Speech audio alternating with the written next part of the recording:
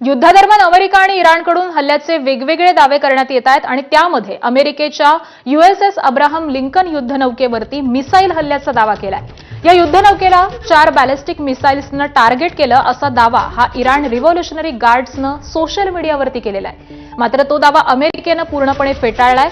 इराणनं लागलेल्या मिसाईल्स युद्धनौकेपर्यंत पोहोचल्याच नाहीत असं अमेरिकेच्या सेंट्रल कमांडचं म्हणणं आहे।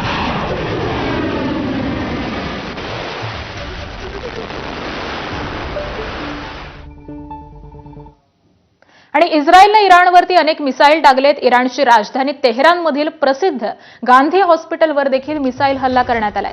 या भीषण हल्ल्यामध्ये रुग्णालयाच्या इमारतीचं प्रचंड असं नुकसान झालेलं आहे। रुग्णालयातील वॉर्ड्स अक्षरशः ढिगाऱ्यामध्ये रूपांतरित झालेत। इस्रायली क्षेपणास्त्र थेट रुग्णालयाच्या मुख्य भागावरती पडलं आणि यामुळे रुग्णालयामध्ये आग लागली आणि अनेक वैद्यकीय उपकरणं ही देखील उद्ध्वस्त झाली आहेत। हल्ल्याच्या वेळी रुग्णालयामध्ये शेकडो रुग्ण हे उपचार घेत होते। सब ज्यादा बीमारिस्तान हो।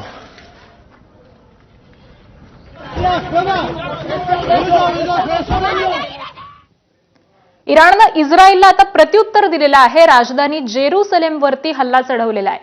हायपरसोनिक क्षेपणास्त्रांनी इराणनं इस्रायलवरती हे हल्ले चढवलेले आहेत। तर जेरुसलेमच्या मुख्य रस्त्यांवरती केलेल्या हल्ल्यामध्ये अनेक लोक हे जखमी देखील झालेले आहेत।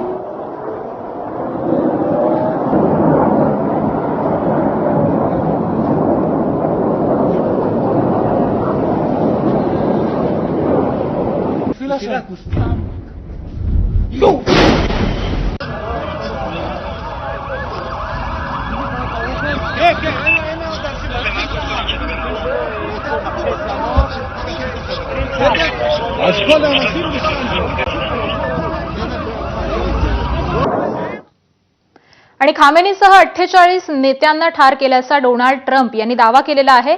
इराणवरती B-2 बॉम्बर्सनं 2000 बॉम्ब टाकल्याची ट्रम्प यांनी माहिती दिलेली आहे। इराणची 9 जहाजं ही देखील नष्ट करण्यात आलेली आहेत अशी माहिती डोनाल्ड ट्रम्प यांनी दिली आहे। इराणच्या सैन्यानं शरण यावं अन्यथा मृत्यू हा निश्चित आहे असा इशारा ट्रम्पने दिलेला आहे। इराण विरुद्धचा संघर्ष हा अजून 4 आठवडे चालेल असं देखील ट्रम्प म्हणाले।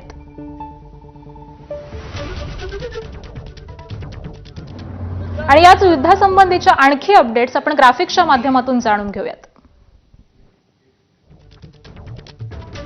अमेरिकन जवानांच्या मृत्यूचा बदला घेऊ अशी ट्रम्प यांची धमकी आहे। इराणच्या प्रत्युत्तरात इस्रायलमध्ये 9 जवान ठार झाले तर 3 अमेरिकन जवान हे देखील ठार झालेले आहेत। जगभर कच्चं तेल महागलंय। प्रति बॅरल किंमत ही $72 वरून $90 वरती पोहोचलेली आहे। जगभरामध्ये 9000 विमानं ही रद्द झालेली आहेत। त्याबरोबरच भारतातली 350 विमान उड्डाणं ही रद्द झाली आहेत।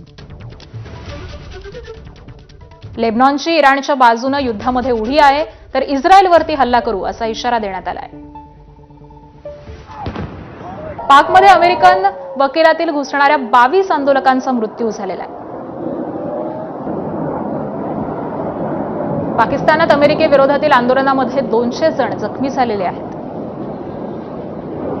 पंतप्रधान नरेंद्र मोदींची इस्रायलच्या नेत्यानाहूंशी बातचीत झालेली आहे। त्यांनी चिंता व्यक्त केली आहे। इराणमध्ये 1000 ठिकाणी हल्ले केल्याची अमेरिकन लष्कराची माहिती आहे। तर अमेरिकेच्या हल्ल्यामध्ये आतापर्यंत 165 ठार अशी इराणी मीडियाची माहिती आहे। इस्रायलकडून युद्धासाठी आणखी 1 लाख सैनिक तैनात करण्यात आले।